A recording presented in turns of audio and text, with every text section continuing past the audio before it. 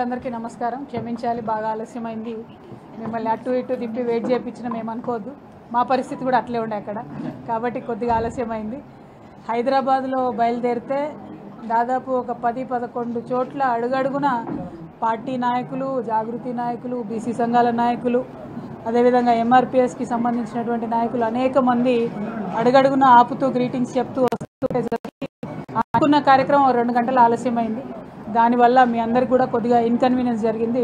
ఒకసారి క్షమించతో అర్థం చేసుకోవాలని ప్రెస్ మిత్రులందరినీ కూడా కోరుతూ, మరి గౌరవనీయులు మన జిల్లా పార్టీ అధ్యక్షులు, రాజ్యసభ సభ్యులు, పెద్దలు, చాలా అనేక సంవత్సరాలు రాజకీయ అనుభవం ఉన్నటువంటి జిల్లా పార్టీ అధ్యక్షులు బడుగు లింగయ్య యాదవ్ గారు, అట్లానే రాష్ట్ర నాయకులు, జనరల్ సెక్రటరీగా ఉన్నటువంటి సోమ భరత్ కుమార్ గారు, అట్లానే గౌరవనీయులు మాజీ శాసనసభ్యులు, ఉద్యమ నాయకుడు, ఉస్మానియా నాయకుడు సోదరులు కిషోర్ గారికి, అట్లానే అన్న కోదాడ మాజీ శాసనసభ్యులు మల్లయ్య యాదవ్ అన్న గారికి, తమ్ముడు భగత్ గారికి, నాగార్జున సాగర్ మాజీ శాసనసభ్యులు, అట్లానే అన్న నల్గొండ మాజీ శాసనసభ్యులు గౌరవనీయులు భూపాల్ రెడ్డి గారికి, దీపిక గారికి, అట్లానే మాజీ శాసనసభ్యురాలు గౌరవనీయులు ఎస్టీ నాయకురాలు చంద్రావతి గారికి, అట్లానే వేదిక మీద ఉన్నటువంటి మిగతా మా జిల్లా పార్టీ నాయకులకు, వేదిక ముందున్నటువంటి జిల్లా పార్టీ నాయకులకు, జాగృతి నాయకులకు, కార్యకర్తలకు అందరికీ హృదయపూర్వకంగా నమస్కారాలు తెలియజేస్తూ ఉన్నాను. మరి లింగమత్తుల జాతర ఈరోజు ఇంకొక చాలా మంచి రోజు. ఆ లింగమత్తుల దేవుడు, ఆ చాముండేశ్వరి అమ్మవారు, ఆ చౌడమ్మ మనకు తెలంగాణను ప్రసాదించిన రోజు కూడా ఇదే రోజు. లోక్సభలో తెలంగాణ బిల్లు పాస్ అయిన రోజు కూడా ఇదే రోజు. అన్ఎక్స్పెక్టెడ్గా, యాదృచ్ఛికంగా ఈరోజు ఈ జాతరకు రావడం అన్నది నిజంగా దైవ నిర్ణయం అని చెప్పి ఆ భగవంతుడు మనందరికీ తెలంగాణ ఇచ్చి ఆశీర్వదించినటువంటి ఈరోజు జాతరకు రావడం అన్నది చాలా సుదినంగా భావిస్తూ ఉన్నాను.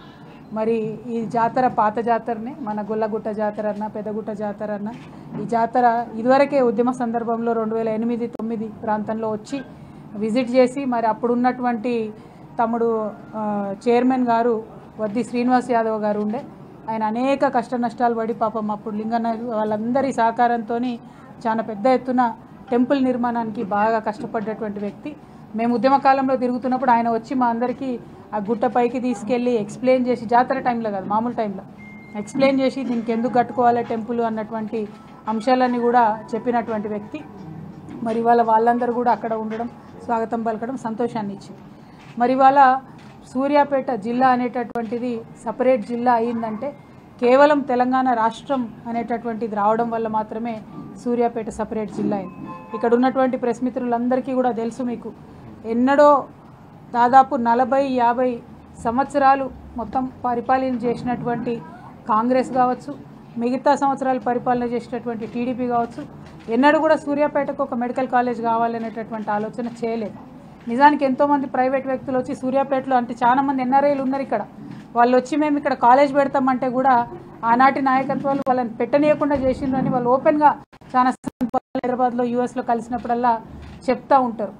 మరి ఇవాళ మీరు చూసినట్టయితే సూర్యాపేటలో ప్రైవేట్ మెడికల్ కాలేజ్ కాదు, ప్రభుత్వ మెడికల్ కాలేజ్, అంటే ప్రజలకు అందుబాటులో ఉండేటట్టుగా మీ తెలంగాణ ప్రభుత్వమే కేసీఆర్ గారి ఆధ్వర్యంలో మరి మెడికల్ కాలేజ్ సాధించుకొని రావడం అని అంటే ఎంత అద్భుతమైనటువంటి విజయం, తెలంగాణ వచ్చినటువంటి ఫలం ఏంది అన్నటువంటిది సూర్యాపేట ప్రజలు గమనిస్తూ ఉన్నారు.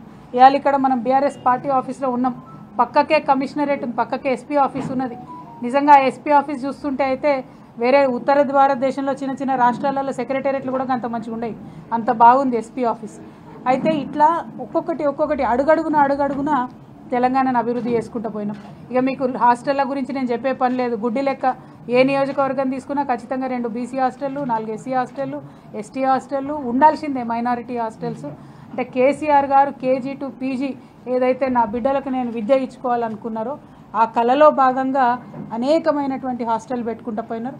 పెట్టినటువంటి ఆ హాస్టళ్ళను 1000-1200 పైచిలకు హాస్టళ్లలో 1000కి పైగా జూనియర్ కాలేజెస్ కూడా పెట్టుకున్నాం మనం. డిగ్రీ హాస్టల్స్ ఎప్పుడు కూడా ఎస్టీ డిగ్రీ హాస్టల్స్ లేవు మనకు, ఎప్పుడు కూడా గవర్నమెంట్ నుంచి ఎస్సీ డిగ్రీ హాస్టల్స్ లేవు. కానీ మహిళలకు ప్రత్యేకంగా జిల్లా హెడ్ క్వార్టర్స్లో 27 ఎస్టీ మహిళా డిగ్రీ హాస్టల్ ఇచ్చినటువంటి ఏకైక ప్రభుత్వం కేసీఆర్ గారి ప్రభుత్వం.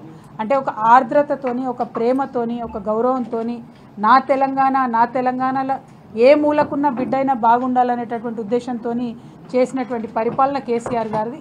మరి ఇవాళ పరిపాలన చూస్తుంటే ఎవడెక్కడన్నా జావని ఏ మూలకు ఎవడన్నా ఏడవని నాకు సంబంధం లేదు. నేను మాత్రం 14 నెలల్లో 30 సార్లు ఢిల్లీకి పోతా మళ్ళీ వస్తా, గల్లీకి రాగానే కేసీఆర్ని తిడతా, ఢిల్లీకి పోతా కాంగ్రెస్ వాళ్ళ కాలు పట్టుకుంటా అనే చందంగా ఇవాళ ముఖ్యమంత్రి గారి పరిపాలన నడుస్తుంది తప్పితే ఒక కన్సర్న్ కానీ ఉద్యోగాలు రానటువంటి పిల్లల పట్ల ఆలోచన కానీ విషాహారం దీని హాస్టళ్లలో చనిపోతున్నటువంటి వాళ్ళ పట్ల ఆ పిల్లల పట్ల రివ్యూ కానీ ఏ ఒక్క అంశం మీద కూడా ముఖ్యమంత్రి గారు కొంత ఆర్ద్రత పరిపాలన వల్ల జరుగుతలేదు. మరి ఇది నిజంగా ఒక దౌర్భాగ్యమైనటువంటి పరిస్థితి అని చెప్పి నేను మనస్ఫూర్తిగా భావిస్తూ ఉన్నాను. మహిళలండి ప్రత్యేకంగా కనీసం ఒక్క కార్యక్రమం చేసిందండి ఈ గవర్నమెంట్. 14 నెలలైంది వచ్చి ఒక్క కార్యక్రమం ఒక్క రివ్యూ చెప్పండి. మహిళలకు సంబంధించి ఏదైనా ప్రసూతి కేంద్రాల మీద రివ్యూ చేసిండ్రా, అంగన్వాడీ కేంద్రాల మీద రివ్యూ చేసిండ్రా, లేకపోతే ఏదైనా హాస్పిటల్ విజిట్ చేసి ఎక్కడన్నా చూసిండ్రా, మహిళలకు ఇస్తామన్నటువంటి ఏమన్నా 2500 ఇచ్చిండ్రా, ఆడపిల్లలకి ఇస్తామన్న స్కూటీలు ఇచ్చిండ్రా, ఒక్క స్టెప్ ఒక పాజిటివ్ స్టెప్ మహిళల మీద ఈ ప్రభుత్వం వేసినట్టయితే నేను ఛాలెంజ్ చేస్తూ ఉన్నా. ఇవాళ ఈ ప్రభుత్వంలో ఏ పెద్దలు వస్తారో రావాల చర్చకి. మా ప్రభుత్వంలో కేసీఆర్ గారి హయాంలో మహిళలకు ప్రాధాన్యత ఇచ్చినాం, మహిళలకు పెద్దపీట వేసినాం. డబుల్ బెడ్రూమ్ ఇల్లు ఇస్తే ఆడబిడ్డ పేరు మీద ఇవ్వాల, ఇంట్లో పెన్షన్ ఇస్తే అవ్వ పేరు మీద ఇవ్వాల.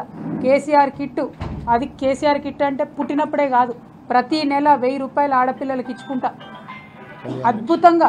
కళ్యాణ లక్ష్మి పథకం అయితే ఏంది, ఏదైనా సరే ముందు ఆడబిడ్డను పెట్టుకున్నాం. భద్రత అండి, ఆడబిడ్డలు ఎంత బాగా చూసుకున్నాం. అసలు ఎక్కడన్నా క్రైమ్ జరిగిందా? క్రైమ్ జరగాలంటే వెన్నులో వణుకు పుట్టేలాగా పరిపాలన కేసీఆర్ గారు చేసిండ్రు. ఇవాళ ఏం జరుగుతుందండి? 20% క్రైమ్ పెరిగింది 14 నెలలలో. అంటే ఇవాళ ఒక ఆడబిడ్డ ఎక్కడన్నా తెలంగాణలో నేను బాగున్నా భద్రంగా ఉన్నా అనే పరిస్థితి ఉన్నదా? శివారు ప్రాంతాలలో దొంగల భయం లేకుండా ఉన్న ఊరు ఉన్నదా తెలంగాణలో? ఇవాళ ఒక్కసారి ఆలోచన చేసుకోవాలి. మత కల్లోలాలు లేని ప్రాంతం ఉన్నదా తెలంగాణలో? ఇవాళ 14 నెలలు అయితే నెలకొక మత కల్లోలం అవుతుందానండి? ఇదేమైనా వరల్డ్ రికార్డ్ చేద్దాం అనుకుంటున్నారా మత కల్లోలలో? అంటే ఎందుకు ఈ మాటలన్నీ చెప్తా ఉన్నాం అంటే బాధతో. తెలంగాణ ఉట్టిగా రాలే. ఇగో ఇక్కడ కూర్చున్నాం మేమందరం, పేగులు దిగేదాకా కొట్లాడుతూ వచ్చింది తెలంగాణ. ఏదో టైంపాస్ చేస్తేనో ఢిల్లీకి 100 సార్లు పోయేస్తేనే రాలే. మరి తెచ్చినటువంటి తెలంగాణను కనీసం మీరు కాపాడుకోలేకపోతే ఎందుకోసం మీరు అధికారంలో ఉన్నట్టు, ఎవరి కోసం అధికారంలో ఉన్నట్టు, మీ ప్రాధాన్యత లేనిది. ఇవాళ ఎస్టీల కోసం ఏమైనా చేసిరా చెప్పుని? ఒక్క ప్రత్యేక కార్యక్రమం చేసినా? మేము తండాలను గ్రామ పంచాయతీలుగా చేస్తామని చెప్పినాం, 3000 పైచీలకు తండాలను గ్రామ పంచాయతీలుగా చేసినాం. ఇవాళ ఒక్క కార్యక్రమం ఎత్తి చూపించండి ఎస్టీ బిడ్డల కోసం ఏముందో. అదే ఎస్టీ తండాలో కళ్యాణ లక్ష్మి పుట్టిందని సగర్వంగా చెప్పుకొని మేము లక్షలాది మంది ఆడబిడ్డల ఇల్లు నిలబెట్టినాం. ఇవాళ ఈ ప్రభుత్వం ఏం చేసిందండి? ఎస్సీల కోసం ఏమైనా చేసిందా? కనీసం మాట్లాడుతున్నారు ఎస్సీ వర్గీకరణ చేస్తాం, ఇది చేస్తాం, అది చేస్తామని. ఎప్పుడు 11 ఏళ్ల కిందట కేసీఆర్ గారు తొలి అసెంబ్లీ తీర్మానం ఎస్సీ వర్గీకరణ కోసం చేసి పంపారు. అప్పుడెప్పుడు మాట్లాడలే. ఇప్పుడేమో జనాభా లెక్కలు తక్కువ పెడతారు, ఎస్సీల జనాభా తక్కువ చూపిస్తారు, బీసీల జనాభా తక్కువ చూపిస్తారు. గందరగోళం, కాకి లెక్కలు. ఎవరి కోసం పనిచేస్తున్నారు? రైతుల కోసం ఏమైనా పనిచేస్తున్నారా? రైతు రుణమాఫీ చేసినామంటివి, ఎందుకోసం చేసిర్రు? బీఆర్ఎస్ వాళ్ళు గల్లా పట్టుకొని అడిగితే వేసిర్రు రైతు రుణమాఫీ. అందులో కూడా అందరికీ వచ్చిందా? ఇవాళ ఇక్కడ కూర్చున్న సగం మంది పత్రికా మిత్రులకు కూడా వచ్చినది నాకు తెలిసి. ఎవరికి కూడా రాలే రైతు రుణమాఫీ, ఎవరికి కూడా సంపూర్ణంగా రుణమాఫీ కాలే.